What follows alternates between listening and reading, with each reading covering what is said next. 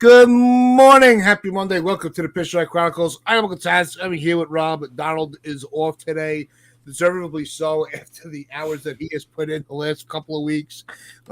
Rest up, my guy. Listen, we had the conclusion of the Subway Series for the season in the regular season, although it doesn't look like either team is looking right now like they are destined to make it to a World Series. But, they split the series. We took 2 out of 3 in our park. They took 2 out of 3 in theirs. So even Steven all around on that. But there was still a lot of, even despite the win yesterday, which was a well-needed win, especially with Fried on the mound. That was the guy that he's been our stopper. He's been the guy that we've relied on to kind of right things wrong when it comes to the pitching. And the pitching has really become kind of like a focal point, Rob, of things that have not been right. The bullpen's been very taxed, very leaned on. And for him to be able to be like, all right, I'm going to shake off those last couple of starts where he might not have been as his best.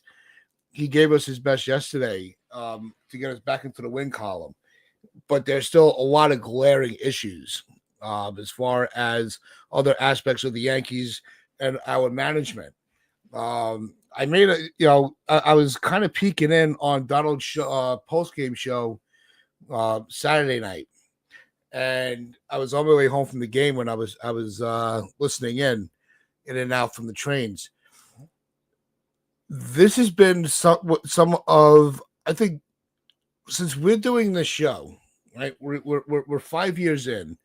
I would have to say this has probably been the worst stretch of Yankee baseball that we've had to sit through and try to find the silver lining in, because there are so many glaring issues, and it really does focus down to Boone. I don't think Boone, and we've defended him when necessary. We've attacked him when necessary, and we try to call it right down the middle. But I really believe in some of the comments that we've had from some of our subscribers and friends on the channel. I don't think the Yankees are going to win a World Series with him as a manager. I think that he's a good manager, but I don't think he's a championship manager. I just don't see it. I don't see his pulse for it. I think, especially with today off, sitting a young guy like Dominguez yesterday, I thought was a mistake. And that is even despite the phenomenal defense from Belly that we're going to get into as well, breaking down that play. And just the baseball IQ that was on our side. This is just something that we've witnessed over and over and over again, the inconsistency of keeping the hot bats in a lineup. And I had said when people were going to start coming back healthy, I says, they always say it's a good problem to have. Well, it's a good problem to have until you have to solve the problem. And I don't think Boone is a manager that can solve this problem of keeping everybody involved, especially our young guys. Volpe needs a day off. They won't give it to him. Dominguez needs to stay in the lineup. He can't. How are we supposed to have confidence in this manager to really take this team to that next level? They got to the World Series. They got embarrassed. How did they get back to the World Series and right that wrong? Boone's not that guy. Rob, how are you feeling about it?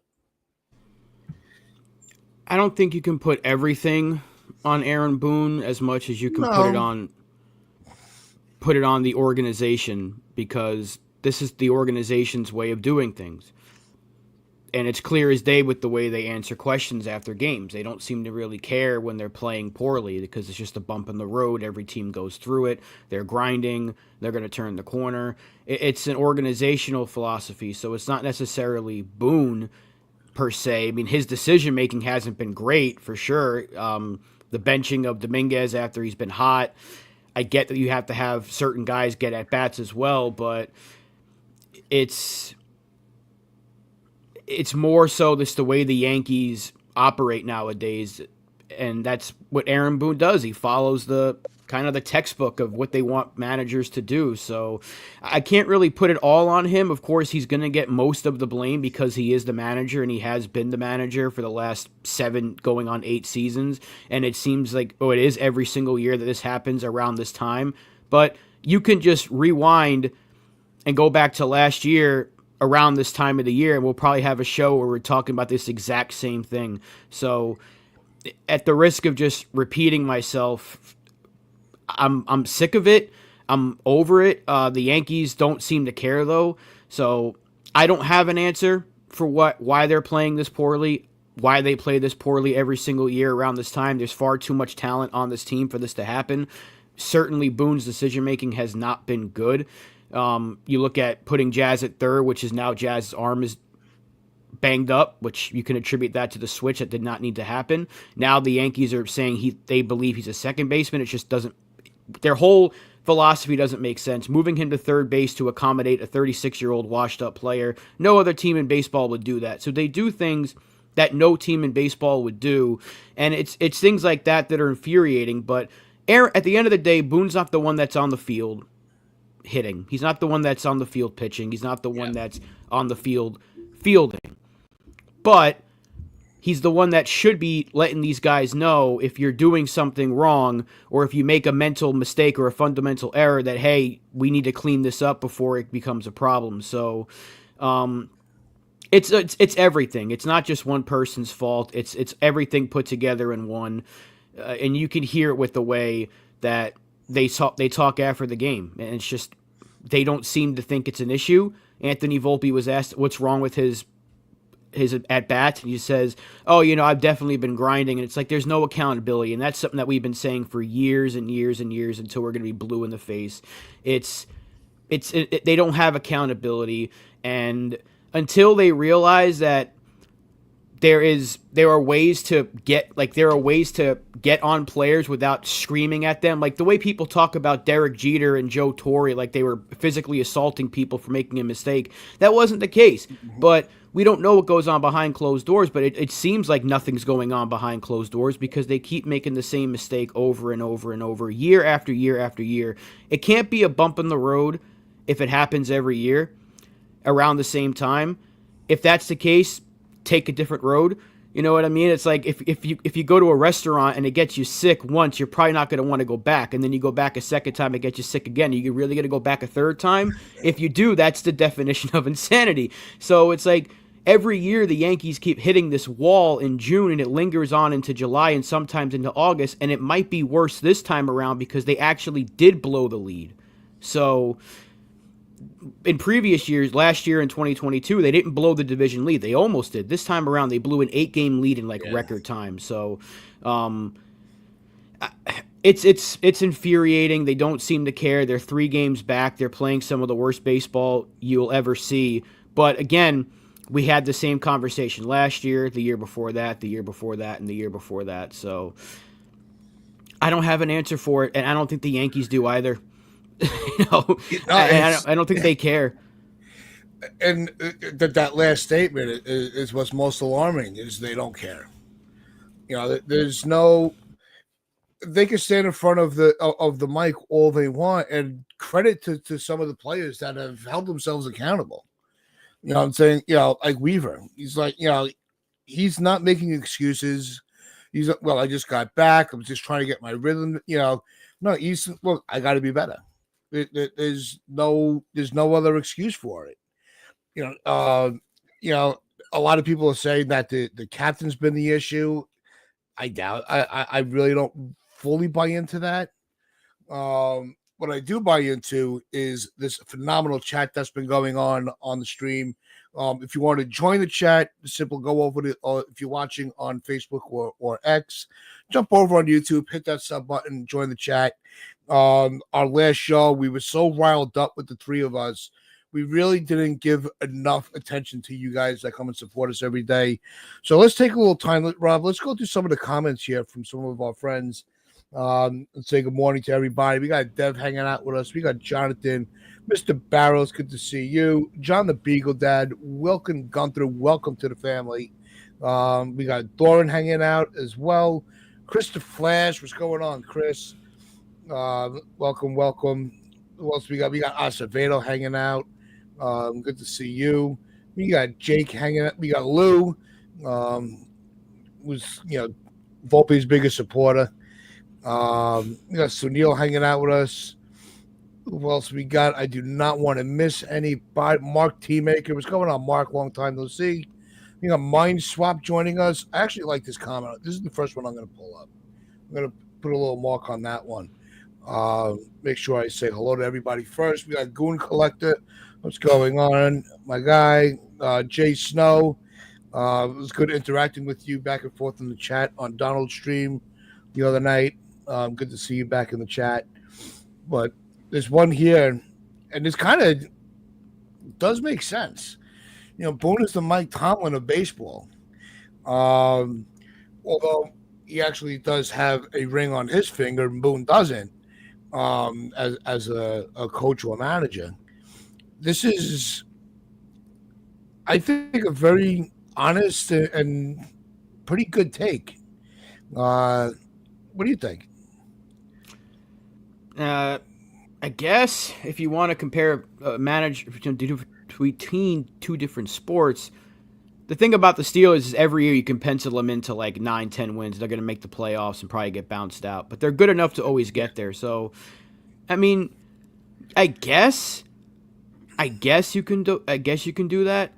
You can make that comparison. It's pretty accurate, but Tomlin does have a ring, and Boone doesn't. Boone got close, but he didn't get there. So, I guess it's about as good of a comparison as you can make. I like the comment, though, and I do like seeing a lot of new faces in here. So shout out to Donald for putting together that stream the other day on the fly, and shout out to all these new people that we have in our chat. It's really cool to see some new faces along with some of the familiar ones and even some of the ones that drive me crazy on a daily basis. His name starts with an S.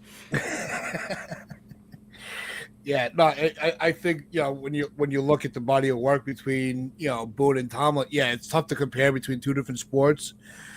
Baseball is a long, grueling season where football's a grind.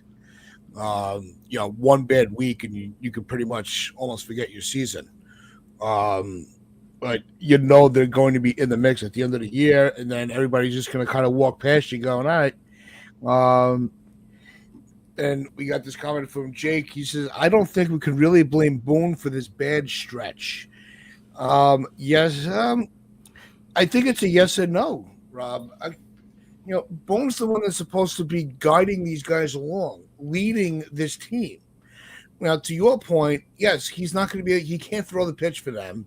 He can't make the defensive play for them. He can't swing the bat for them. But he's supposed to be bringing these guys along with a little more, progression of their skills. And that's where I think Boone is really lacking, that he doesn't have that ability. Well, yeah, that's what we've been saying for years now. It's not an issue with the Yankees' approach in the minor leagues to get guys here. It's when they do get here, they just seem to never take the step forward. Like, with the exception of a few guys, everyone kind of regresses to a point. I mean, look at Gary Sanchez. He's kind of the perfect example of it. He was phenomenal his first 2 years, and then the second the regime changed, he fell off a cliff. Look at Anthony Volpe, top 5 prospect in baseball. He comes up to the major leagues and hasn't progressed at all. And you look at some other prospects that we've had get called up. Austin Wells hasn't really gotten better. He's actually gotten worse from what we were seeing in his first go-around in 2023. Dominguez has finally gotten hot, but they haven't been using him properly. He doesn't play every day. So with the exception of a couple of players, Judge being the only one that's really gotten better, and I don't think that's an Aaron Boone thing, that's an Aaron Judge thing. So guys don't get better under Boone, and that's kind of the problem here. But he's not the one that he didn't throw the pitch that Weaver did to blow that game. Luke, but he was also the one that put Weaver out there in a blowout against the Dodgers and may have led to him getting hurt in the first place. Yeah. He's not the one that's making all the throwing errors at third that Jazz is, but he's the one that put Jazz at third base when he didn't have to be. So it's like I said earlier, it's a mixture of everything. It's not all on Aaron Boone, but he does seem like the easiest one to target because he's the guy that's in the dugout, blowing the bubbles, making the stupid faces, kind of looking lost and giving those ridiculous answers every single time after you lose like 10-3. And he's like, oh, he put some good at bats together. It's like, stop. You got blown out. But it's not just him. And I know people don't want to hear that. They want the Yankees to do what the Nationals just did and fire the GM and manager. It's completely different scenarios. The Nationals are a team that's trying to rebuild. They're bad. The Yankees are playing bad, but they're not going to fire the GM and manager because they just extended Boone. They love Aaron Boone. We don't love him, but they do. So we know they're not going to fire him. So I don't. The Yankees and Nationals scenarios or situations are not comparable in the slightest. But yep. I don't want to put it all on Aaron Boone, but he seems to be the common denominator here because under his managerial tenure, the Yankees keep collapsing in the middle months of the season.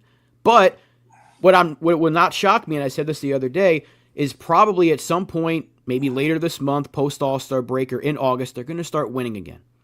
And they're going to go on a streak, and the Yankees, we're not going to say, but the Yankees are going to say, see, we told you, we just got to stick with our process. And that's what they're going to end up doing because they do it every single year. So, again, they don't seem to care about this rough stretch. So why should I waste my breath and yell and scream and holler?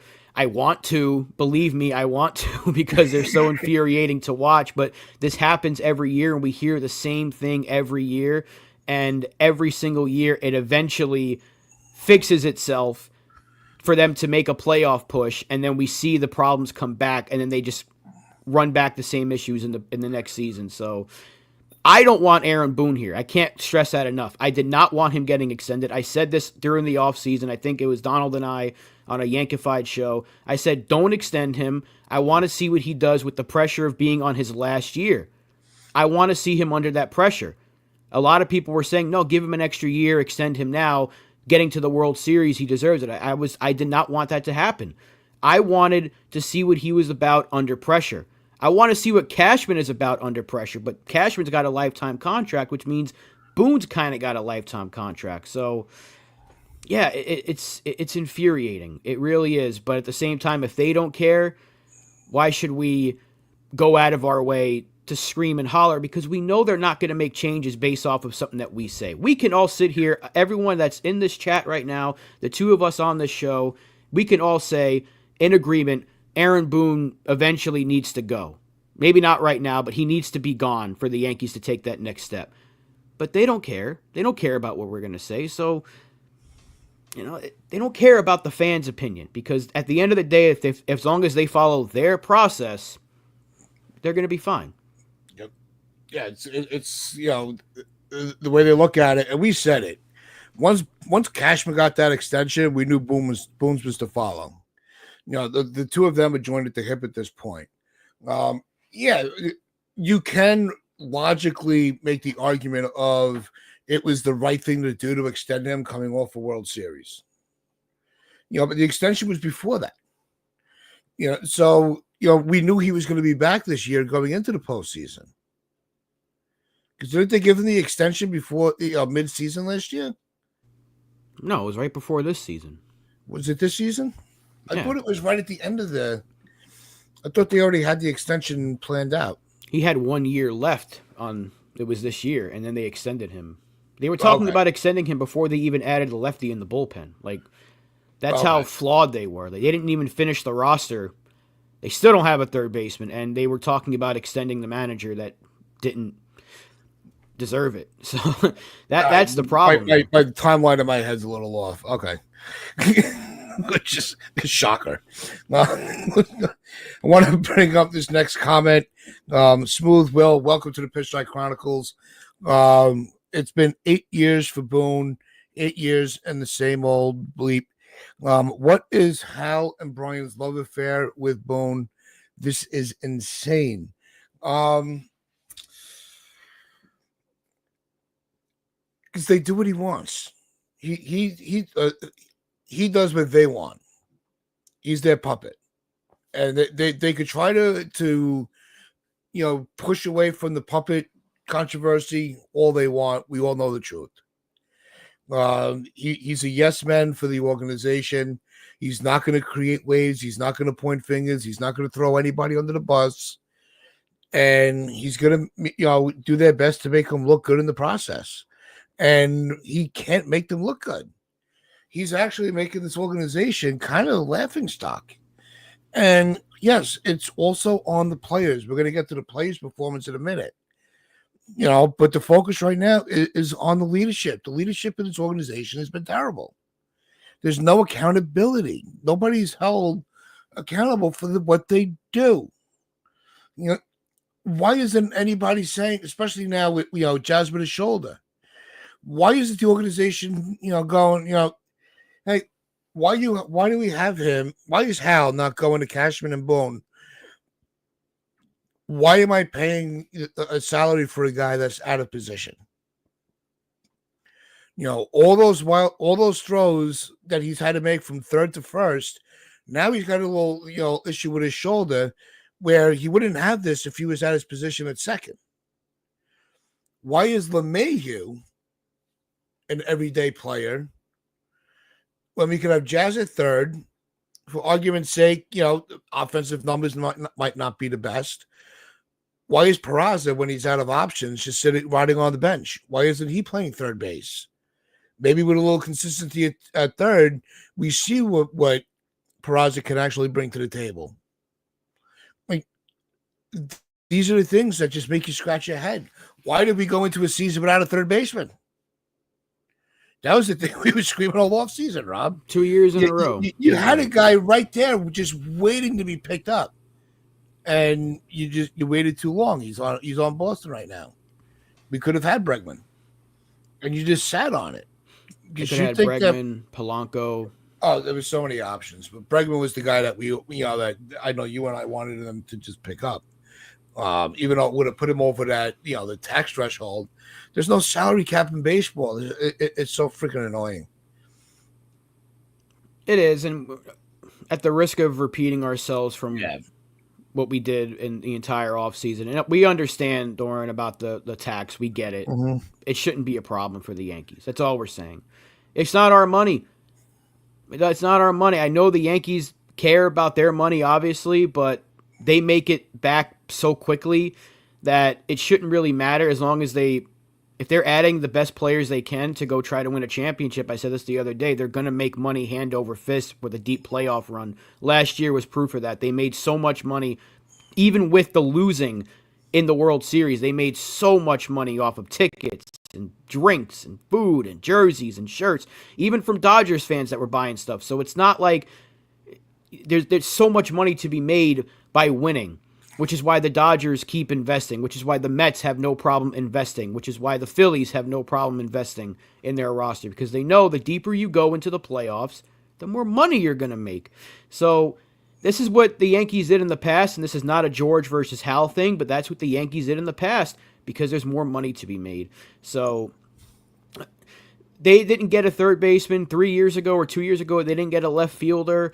These are things that they do every year. They leave the roster a little bit Swiss cheese-like, and they try to fill it as the season progresses, but that's not the way to do it. And now they're going to be searching for a third baseman that might not be on the market. And all of a sudden now, John Heyman's saying, oh, the Yankees feel like Jazz is a second baseman. He always was. Yeah. We didn't need John Heyman to tell us that. We could have told you that. We were telling you that for months. We were saying, why try to move him? We were put him at second. He's fine there. And then Aaron Boone's like, here's an idea. Let's go and accommodate a 36-year-old washed-up DJ LeMahieu because he had a good week. And it's no other team in baseball would operate this way. And that's the problem here. That's the issue, is they don't make decisions that other teams would make. They don't make smart decisions. There's no reason to move Jazz off of second base. He was playing so well. By moving him out of position, now Volpe's defense has been terrible. I mean, Anthony Volpe has been terrible altogether. But now they're going to probably have to, like Doran's saying, bye-bye farm. They're going to probably, if they really think they're going to make a deep run this year, they got to make several trades. They need at least one impact bullpen arm, at least one. They probably need two. They need a third baseman. They need a starter, because let's not forget, Clark Schmidt's going to be out for the rest of the year and deep into next season. He's getting Tommy John. So we're down Cole. We're down Schmidt. Who knows what we're going to get out of Luis Heel when he's back? We can't put it all on him because he's coming back from a big injury. The Yankees only have Fried and Rodon, who's had a couple of hiccups in his last few starts. So if the Yankees are going to try to make a deep run, they're going to have to give up a lot in their system, which they don't want to do. And I just don't think there's enough players out there for them to go and do that. Like, if they go get Suarez, great, but you still need a bullpen arm. You still potentially need a starter. Are they going to go out and do all that? I don't think so. Yeah, and you know, with the day off today, you know, we'll have plenty of time to break down what the Yankees should do coming into the, you know, as the deadline approaches. With Donald, I think with the three of us, it should be, you know, a really entertaining discussion. What do the Yankees do in the second half of the season? Do they sell off? Do they try to salvage what's left of the season? Because I don't think the Yankees are out of it, but I also think they don't have the roster constructed right now to really compete at the highest level. So they're kind of their backs are against the wall right now, and they got to figure out if it's going to be a fight or flight. But that we can get into that later on in future shows where we can really put a little more time into a show, because there is it's the Subway Series that we're coming out of, which takes out a lot of the discussion. And I want to get back to a couple more of the comments. I want to bring up this one here from Welcome Gunther. It's the Yankees' fault for putting all their eggs in one basket, meaning Volpe. And that is something that we have said. And I have been a huge Volpe defender for as long as I could. And I'm fighting a losing battle. I just have to admit that. I think that the biggest problem with Volpe, and you and Donald have said it, is they kind of just gave him the keys to the kingdom with no competition. So if there's nobody that's going to challenge you, are you really going to, you're not forced to put your best foot forward. And that's where Volpe is this season. Because he was looking really good in the beginning. Beginning of the season, he was looking like things were starting to come together. But it's just not. It's just not. I think that for someone whose job security is so set in stone, he still puts so much pressure on himself. They didn't do anything wrong by giving the job to Anthony Volpe. This is something that fans have been asking for years. When you have a prospect, use him. He outplayed everybody that would have been his competition. Find me one spring training where Peraza outplayed Volpe. You can't, because it didn't happen.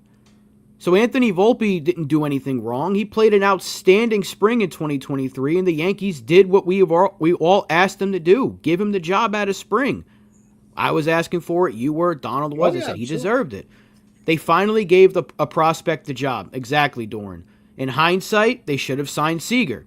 That's hindsight. I don't have a problem with them giving the job to Volpe. I have a problem with them giving him every single day and not doing the same thing for other prospects.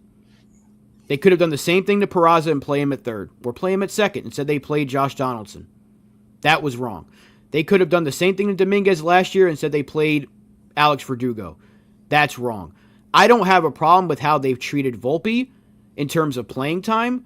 I have a problem with why they haven't done that with other prospects. That's my issue. Anthony Volpe as a top 5 prospect was a top 5 prospect in baseball, and he's gotten worse. I don't think it's a lack of talent. I think it's more so the Yankees are not holding him accountable, and they're saying, just keep your process, you'll be fine. That's what they're doing. Because listen to his post-game. Listen to his post-game interview the other day. What did you think is going wrong at the plate? Oh, just a timing thing. I've been grinding for sure. Have you? Because you're hitting like 100. Your defense has plummeted. That was his strongest suit, was his defense. That's plummeted. Look at his Savant page. It's taken a complete step backwards. Yeah, it's all his on the base Boone. running. He was always speedy. He was always a guy that wasn't a great... He wasn't necessarily going to steal 60 bags, but he always was fast enough that he was a good base runner. That's gone away. He can't hit. I was hoping he'd just be a league average hitter with a plus glove. Now he's below average in everything. That doesn't happen to top 5 prospects that quickly. So, yeah, exactly. Well, they'll probably bring up his WAR stat. Like, oh, he's still a positive WAR player. It's like, well, that's because of the first 2 months. But look at the month of June, how bad he's been. Look at how bad he's been. And I don't have a problem with the way that they used him because that's how the prospect should be used. Play him. But why can't they give him a day off? Why is he like immune to the days off when Dominguez has to fight and claw and scratch his way to playing time? That's not fair, and that's something that Donald has said on plenty of occasions, and I completely agree with him. So if you did it with Volpe, you should have done it with Peraza because you could have played both. It didn't have to be one or the other. You could have played both. You could have played Dominguez all of last, or not all, but half of last year, but they decided not to.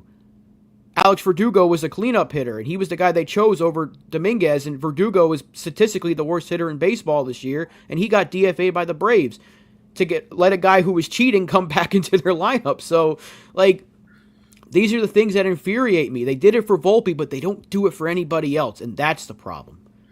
That's my issue.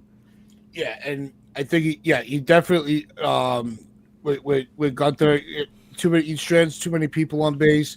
Yeah, right now I forget. I think they flashed the number of how many runners he's left in scoring position, and it was scary. It's like 150, right? It's that's insane. Yeah, I think they said it was 152. That's nuts. It's unacceptable, to be honest with you. For a guy with, you should be able to. I mean, you would think like a sac fly would even come into play, and the Yankees, who lead the league in sac flies, he can't get that either. But it really goes down to they're really putting. When they put him on the opening day roster after spring training, we came on the first show breaking down the lineup, our first, our opening day predictions. We applauded the Yankee organization for putting the faith in the prospect. Right? It's you can go back and look. We can't take it back. What was said was said. And we stood by. And Rob, I'm sure you'll agree with it. We still stand by what we said. It was the right decision. I'm not saying that. Last year, all right, that little sophomore slump, it happens to some of them. But this was the year that you wanted to see everything start to come together just a little more, and be more look more like a seasoned player than a guy getting his career started. And he hasn't had that look, especially of late. And then you get guys like Jason Dominguez, who almost looks like he's got to beg and plead to get into a lineup. And that's where it all gets frustrating. Peraza, he's out of options. There's nothing you can do. If you're not going to play him, just cut him. He's been terrible. Move him for a piece that you need. But you've destroyed his. He's got no stock at all. The other thing, Rob, we've seen so many of these guys that they move on from that go to other teams and they play really well. It's like there was a comment made on the fan on Danielle McCartan's show. And there was a caller because she's actually one of the legitimate ones. I really like her. And there was a caller that called up and says, "I'm so tired of developing other people's top players." They were referring to the catches. The catching's been not that strong. It just seems like every time we move on from somebody and they go to another team, and then it was with the announcement of Torres getting to the All-Star game. Good for him. I'm glad he found a place to really show what he can do, because the Yankees, they didn't have the best relationship. I don't want to put the blame on one or the other, but I want to see Dominguez really. The biggest thing is switch hitting power hitter, but you're only playing him. You're only going to let him bat if he's on one side of the plate. So what's the point of being a switch hitter? It totally defeats the purpose if you're not going to let him develop on both sides of the plate. Well, they do that all the time. Again, that's the thing is people are going to blame Stanton some morons on Yeah, the Twitter app will do that. They'll blame Stanton for this, but you can get Dominguez at bats. And there was a comment earlier. It's like, well, if Dominguez is playing yesterday, then Bellinger isn't able to make that play. I would consider making that switch now. Keep Bellinger in left because he's good enough to do it. And I think Dominguez is just more comfortable in center. And then you figure it out with Spencer Jones at a later date. Maybe Jones can play left field the way Bellinger is. I think Jones is a good enough defender, but Dominguez just has not taken to left field, and it's July. We were saying in the spring, give it more time, and it's middle of the season now, and he's progressively gotten worse. But also he hasn't gotten enough playing time. But I don't want to hear about the catchers because we needed a guy like Jazz. Thank God we have Jazz because if we didn't, we wouldn't have an infield at all right now. So it sucks to lose Agustin Ramirez, but I don't think there was a way to make that trade happen without an Agustin Ramirez. Narvaez, I don't think anybody saw that coming. No one thought that was going to be the case with him. And if you did, you're lying because everyone was pretty much agreed like he was probably going to be a good backup catcher, but he's kind of outplaying expectations. So good for him. I'm very happy for him. I did like him. I do wish he was on this roster for sure in hindsight, but I didn't like the trade when it happened. I was like, why did you get rid of him for no reason when you let Trevino go? So you kind of need some catchers on this roster, but they've shown the ability to use Ben Rice behind the plate now, and he's not going anywhere. So maybe with Rice and Wells, you can have a good duo of catchers. You don't have to worry about what other catchers are doing. Torres, he had every chance. He had every opportunity to do what he's doing right now. He wasn't necessarily the easiest person to deal with. It wasn't like he was like, no, I'll do whatever you ask. He didn't want to move to third base. He wasn't always running out the ground balls. His defense was very lazy. And people can't lie about it now just because he's playing well. How many of the fan base were calling for him to be cut last year or traded? And now it's like, I wish we kept him. It's like, no, you don't. You're only saying that because he's having a good season. And that's the thing. So it's not like there's this huge list of players that have left the Yankees and are just better. Gary Sanchez didn't get better. He's been kind of a role player, and he's had a few sprinkled in good moments. Greg Bird, no one even knows where he is. So it's not like the Yankees have this laundry list of players that have left and have just become better. And Jazz should be at second base. Yeah. Absolutely, Lou. He should absolutely be at second base. That is a stupid Aaron Boone decision. That is now 2 Boone decisions in the last month that have led to injuries. Him putting in Weaver against the Dodgers and him putting Jazz to third have led to both those guys getting hurt. Because Jazz should never have been off of second base. And look at, Florial was supposed to be the next big thing. He left, and where is he? So I just don't want to. I don't think that's the case where there's so many players that are former Yankees. It's like we had to give up Michael King and Higgy to get Juan Soto, right? It's not like the guys we traded for Verdugo are lighting it up. Weisert's been okay at times, but it's not like they gave up these can't miss bullpen arms to get him. So Ken Waldichuk has been hurt. Luis Medina, remember, how can we give those guys up for Frankie Montas? But you haven't heard from any of these guys. So it's only been with the catchers that 2 of the catchers that we've traded have really took off with their new teams. So, again, I don't want to hear that the Yankees just trade all the good players away and they always find a way to get better. A.J. Hinch is a guy that's going to hold you more accountable than Aaron Boone. It's simple as that.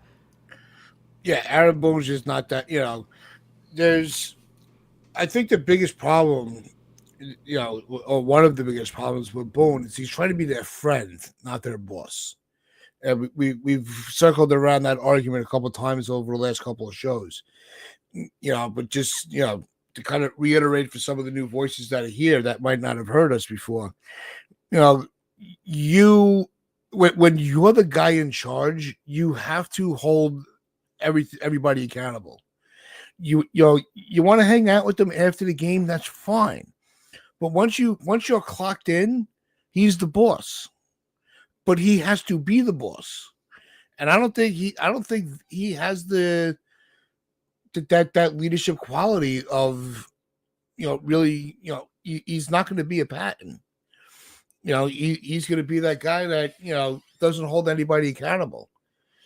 And I think that's to me, that's his biggest flaw. Yeah, and that's something that we've been saying for forever. It's the accountability thing, the fundamentals. We can scream those 3 words. I like this comment here. ArcLight44, welcome. Probably joined due to Donald's stream, and again, shout out to Donald for that because 2 hours screaming throughout the New York Yankees can't be easy. But welcome to all the new people. Do you see them targeting a veteran arm like Seth Lugo to match Schmidt's production? He's drawing interest from multiple teams, including the Mets and Red Sox fan bases, so competition could be steep. They have to add a starter, I think, because I know Luis Gil, when he's on, he's electric, but you're going to put so much on an injured player to come back and be what he was last year. That's so much pressure to put on him that if he has 1 or 2 bad games, people are going to be like, oh, we should have traded him for Kyle Tucker. So you know what's going to happen. And you know what's going to happen when Cam Schlittler gets called up and he doesn't have one. If Cam Schlittler gets called up and has 1 bad inning, people are going to be mad they didn't trade him. I guarantee you. So this is kind of my point to circle back to the Volpe stuff before I get into the question. They're so quick to give up on Anthony Volpe after 1 bad season, 2, and I know it's year 3, but I've always said baseball's a weird sport. You kind of have to give it a few years before you really know what a player is because they're not going to be the same year to year. I get it, but Volpe right now, he just looks like a complete and utter disaster. However, these are the same people that want Lombard to take his job today. So, like, it's weird. Like, what's going to happen if Lombard comes up and struggles in his first 2 months? You're going to call him a bust? You know, what's going to happen if Schlittler's first 2 or 3 starts, he's got an ERA of like 4.8? You're going to say, wow, this guy stinks. He's not the answer. Yankees can't develop pitching to save their lives. That's just how it is. Like, people want the prospects, but when that prospect is not an immediate success, they want to get rid of them. So, I'm just saying, we have to be patient with prospects. Now, as for the Seth Lugo question, I would get him if they can. Because, again, we're missing Yarbrough for who knows. I don't know what happened to him because he's been kind of been ghosted since his injury. We're missing Cole. We're missing Gil and Schmidt. Who knows what Schmidt's going to be when he comes back? I don't want to see Marcus Stroman pitch ever again for the New York Yankees. And I don't know if we can put it all on Max Fried and Carlos Rodon because Rodon has shown that he's susceptible to the hiccup here and there. He's been great this year, but he's had a few clunkers. So I would think you kind of need to get a guy that can give you a quality start here and there. And Lugo has been very, very good over the last few years. I think that's a trade that you might have to bite the bullet and make. But again, do the Yankees want to give up the prospects and add the payroll to do it? Yeah, the thing with Rodon, not this past start in Queens, but his couple of starts before then, there was no run support. The offense was just absent. Like they didn't even make it on the bus. So it's hard to have, unless he went, 8 innings of 0 runs, he wasn't going to get a win. And we all know he's going to have that 1 inning, and he eluded that bad inning. He corrected that for most of the year so far. So yeah, he took a little, he took a little step back. Is he the guy that if he, is he that lefty like Pettit when it comes to the postseason? You just, you can give him the ball, and he's going to be a game. No, I don't have that level of confidence in him. But I'm not giving up on Rodon. He's actually had a pretty solid year. You're talking about a guy that him and Fried were in a competition of who got the 10 wins first. Let's keep that in mind, too. So if you want to praise Fried, for, his stat lines, Rodon, as far as the Yankees go, was not far behind. So I don't want to. I don't want to bury Rodon just yet, but he does need to step up his next start. It's time. You had your little rough stretch. Get your ass back in gear because we need you, especially now with Schmidt being gone. And could you imagine what would have happened? Everybody was saying, which was Schmidt. Well, it's because they pushed him in that no hitter. No, they didn't. They actually took him out right when they should have. But he had, we had made that argument that actually was one of Boone's better decisions because he's a guy that's injury prone. So him being hurt is not a shock. It's not. These pitchers aren't. They're not developed for the long game anymore. But we just have to accept that. But we also need a bullpen, that's built up that can kind of carry the weight of it. And the bullpen has been very disappointing. I still think, Rob, they brought Weaver back too quick. I would have stuck to the original timeline. Just let him work himself back up. I think they brought him back up early out of desperation, and I think it's actually hurting him. Well, his injury is kind of what spiraled this bullpen out of control because it was working. Williams in the 8th, Weaver in the 9th, it was working. And they were getting enough production from guys like Loizaga, Leiter, Hill to deal with the 7th, and you were consistently getting 5 to 6 from your starter, so you really only had to piece 2 innings together. Now, you get Weaver back from an injury he should have probably never have gotten because he was pitching in a game he shouldn't have been pitching in. Yeah. You kind of rushed him back, and he's been bad since he's come back. He's had a couple of good outings, but he's been getting rocked like we've never seen before. At least as a Yankee, he hasn't been getting rocked like this. So, yeah, you could probably make that argument that he was rushed back. They need multiple arms in this bullpen. They probably should have done that in the offseason. They probably should have added at least one more impact arm in the bullpen. Getting Williams is fine. I make that trade 10 times out of 10. But they probably needed one more impact arm. But now they might need 1 or 2. You probably need another lefty in there, which maybe that's Yarborough when he comes back, if he comes back. And you need a power arm because Cruz is hurt too. Let's not forget about that. Fernando Cruz is hurt. You need a strikeout pitcher. They don't really have it. Loizaga was leaving breaking balls. He's got a 100-mile-an-hour sinker, and he's leaving He's hanging them, yeah. Hanging sliders and curves and getting tattooed every time he's out there. Mark Leiter, they should not be married to him. He's a guy that's easily expendable, as is Ian Hamilton. Those are guys they could have looked to move in the offseason if they really wanted to, just to get some assets back and spend a little bit on bullpen arms. Like they could have brought back D-Rob. I think it's a little too late for that because who knows what he would be. It's July. He hasn't pitched in a regular game. Again, this goes back to conversations we had in the offseason, moves that they left on the table and didn't do, and now they're scrambling with a few weeks to go. So, I like Arias, Doran, I do, but we've already seen them call up a few guys. Major league level, that's always the biggest question. And if they give him a shot, and like your point earlier, if he comes up and he lights it, and he just lights out, he's going to make everybody look, it's awesome. We need it. But if he comes up and his first outing is subpar, again, the old argument, and nobody makes this argument, makes these statements like Yankee fans. We hoard our prospects for no reason, and they'll be looking to get rid of them. It doesn't work that way. That's why we were saying put Dominguez. I'm going to bring it back to him. Put him in left field and just let it ride for the season. Or leave Belly in left. Leave him in center. Like we said, he's got to play the outfield every day. That's the only way you're going to really see the true value of what you have. But now, unfortunately, or fortunately, really, Grisham started off the season really hot. So they had to work him into the equation. So they can't win right now. Exactly. We were saying that earlier in the season. Like if Boone sat Grisham during his hot streak, he would have gotten attacked. Yep. So he was kind of in a lose-lose situation. Yeah, but now had to be the odd man out. Right. But now if you sit Grisham is starting to hit better. So it's what do you do there? I think they should go with an everyday outfield of Dominguez, Bellinger, Judge.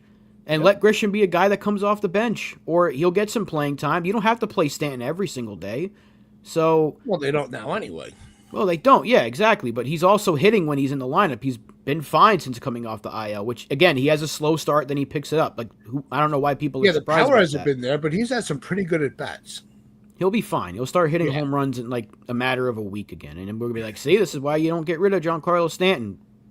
Hint, hint, somebody on Twitter. But it's, Dominguez should be leading off. That was a conversation that the people were in the comment section were having a few minutes ago. He needs to hit at the top of the order.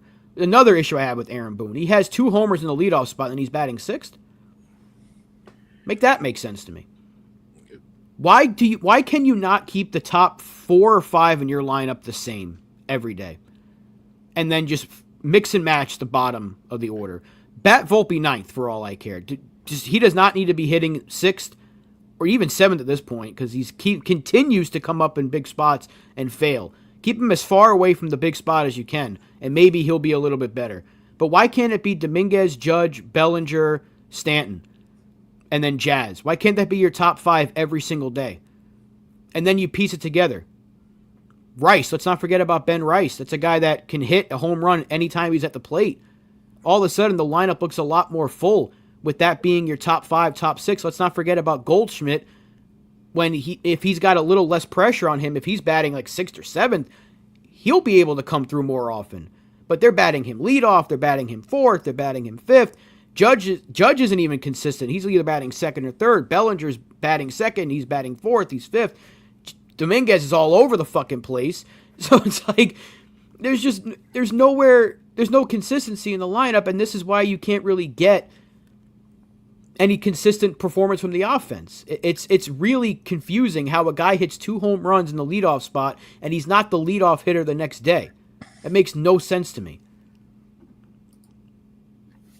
Yeah. And Sarge, we've talked about you want to shuffle around the middle and the end of the bottom of the order depending on who's hitting or not. Your top 5 should be locked in. 6, 7, 8, 9, you can shuffle around depending on matchups but Boone's married, he's married to this lefty righty, lineups. He really, I don't think he doesn't know how to put a lineup together. I think he just pulls names out of a hat. The only one he keeps locked in, and he's not even being consistent with Judge, batting 2nd or 3rd. I'm like, it's crazy. Just put Dominguez. If you have Dominguez, Judge, Belly, Goldie, Stanton as your 1 through 5, that's tough to navigate through from an opposing pitcher. I think that really gives you a strong lineup. I like the idea of having Dominguez in front of Judge. Yeah. Because you want Judge at bat with guys on base, and Dominguez finds a way to get on base, whether it's a hit or a walk. He's very disciplined. That was just brought up a few minutes ago in the comments. Very disciplined for a guy that young. So he needs to be in front of Judge. Bat Judge 2nd. Aaron Judge could bat anywhere in the lineup, and he will produce. Yeah. I don't care if he's 2nd or 3rd, but he needs to be hitting behind Dominguez. Because what are teams doing now more than ever? They're intentionally walking him because they're not afraid of who's on deck. So if a guy like Stanton or Jazz or Bellinger are on deck, they might be a little bit less inclined to intentionally walk Judge, especially if there's a guy on base. Dominguez gets on base more often than any of our other leadoff hitters have. Goldschmidt against lefties is great. Against righties, he's useless this year. So maybe there's your platoon. There's your platoon right there. I was saying this a few weeks ago. I was like, maybe, before Stanton came back, I was like, maybe you consider a platoon with Rice and Goldschmidt because Goldschmidt can't hit right-handed pitching. That's not because I hate Paul Goldschmidt. It's because he's 38 years old. He shouldn't be a guy that you're relying on every single day. You can platoon him to get Rice as many at-bats as possible. And if Austin Wells, with a little bit of a different stance now, is going to start hitting the ball again, great. He can catch every day, and then you could put Rice at catcher when Wells needs to sit. These things will figure itself out, but if you don't have a consistent at least top 4 in your lineup, nothing's going to work. If a guy's going, I'm leading off today. Like, again, first game of the season, Wells leads off, hits a home run. 3rd pitch, you called it. He's batting like 7th the next day. It was from day one that we were seeing this. So it's like, I don't get it why Aaron Boone doesn't just look at himself and look at the issues his team is having and being like, what can I do to fix it? And he's doing nothing to fix it, and that's kind of the problem. Just Dominguez should not be going from batting first to batting seventh. That makes no sense at all, especially because it wasn't a matchup thing. Yeah, it's like he can't get out of his own way. Every time something's working, he's like, wait, I got to try something else. And no, just stick with what's working. I do want to bring this up near the end of the show just so we end on a positive. And I want to really talk about that play with Belly and Goldie yesterday. I mean, you talk about two veterans with high baseball IQ. That was probably, and they all said it, and I agree. That's got to be, and I'm not talking about just with the Yankees. I'm talking about in baseball. That's got to be one of the top 5 defensive plays we've had this year, if not top 3. I mean, to have the awareness, even from Goldie. I know Billy's getting a lot of credit for the catch and the throw, but Goldie to be ready at the bag too. I mean, you can't practice that. That's instinctual baseball. That's baseball IQ. I could watch that on repeat over and over and over again just to make myself feel better about this team. Yeah, that may have saved I don't want to say the season, but it saved the game, and it may have saved the Yankees from getting yelled at for an hour. Yeah.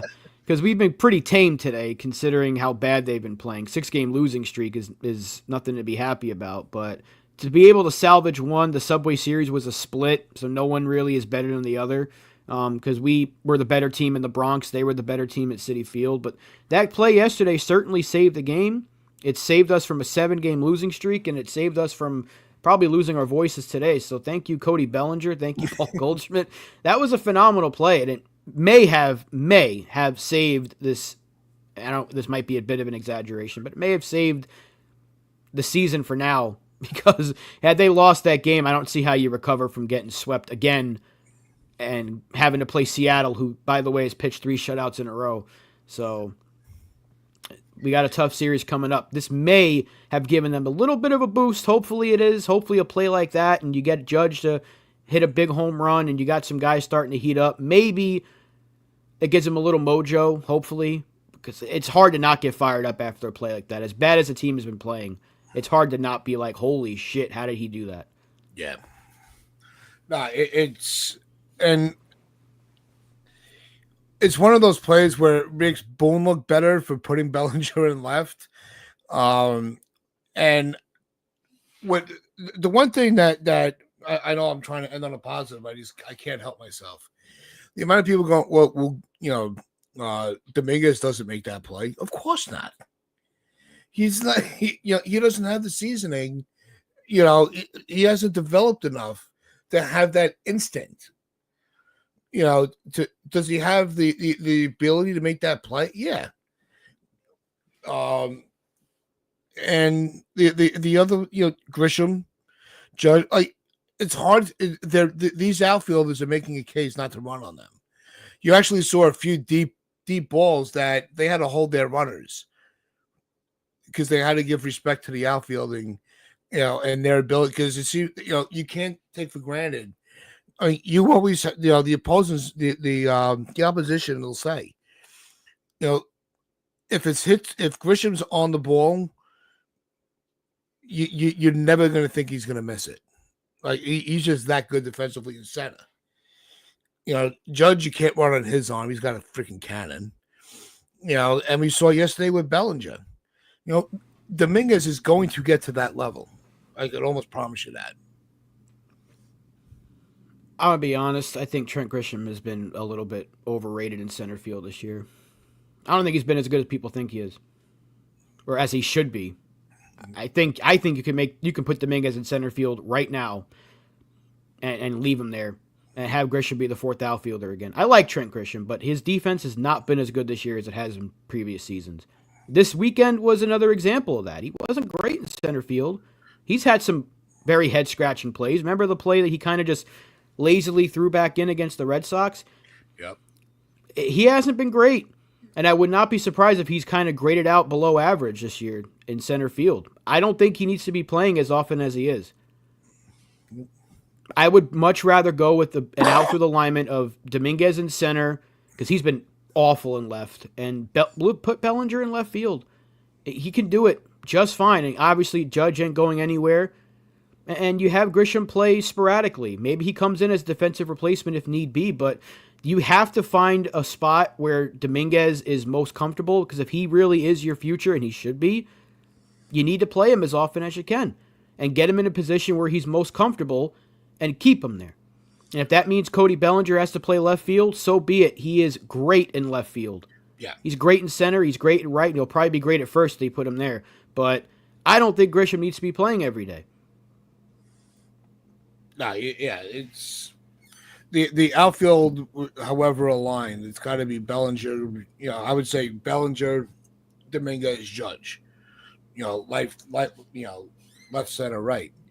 And Bellinger, yeah, you want to give Dominguez, Goldschmidt a day off. You have Rice. Like they have the pieces to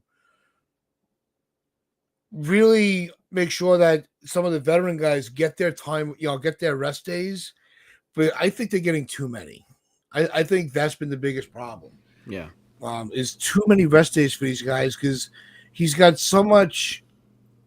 LeMahieu doesn't need to play every day. Doesn't need to play at all. He came back. He came back. He was on a good streak. And we sat here, and I was like, I didn't see that coming. I didn't see him actually contributing when he came back.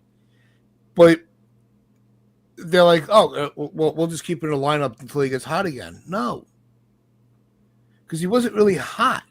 He was effective, but he wasn't hot. Stanton's the one that needs. You can't have.